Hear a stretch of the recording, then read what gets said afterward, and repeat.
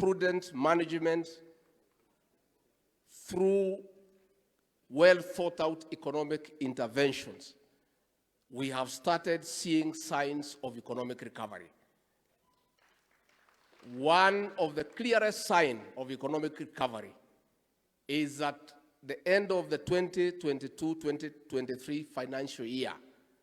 By the closure of the financial year on 30th June midnight, your government had disbursed the last penny to the county governments, and we don't owe them a cent. Similarly, all the 290 constituencies had received their funds. There are challenges, yes, but that is a clear sign that the president has put the country on the right trajectory of economic revival.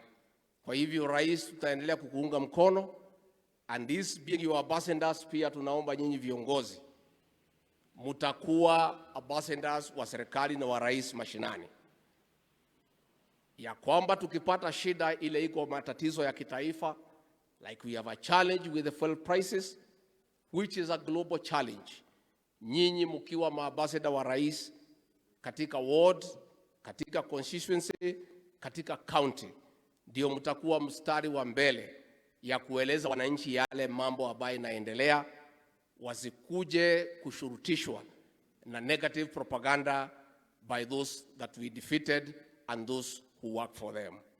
Rais, hii chama yetu ni chama ya kitaifa na si chama ya kushinda uchaguzi. Previously, political parties were for winning elections. And that is why, after winning elections, all the parties that had won elections died away.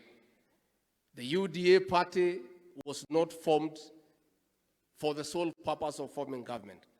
It is a party based on ideology, the bottom-up economic transformation agenda.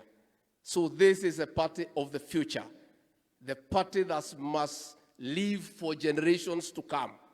And that is why, Your Excellency, by convening this National Governing Council, is the first step of making sure that this party is strengthened, and it's a party that will be around not in the next 10 years, not in the next 20 years, but the next century as a party with an ideology.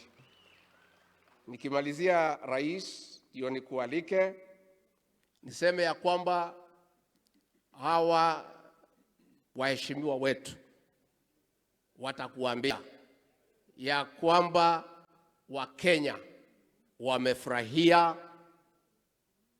ile kuteremusha bei ya mbolea kutoka shilingi 7,000 mpaka 2,500. Na wananchi wamefurahia.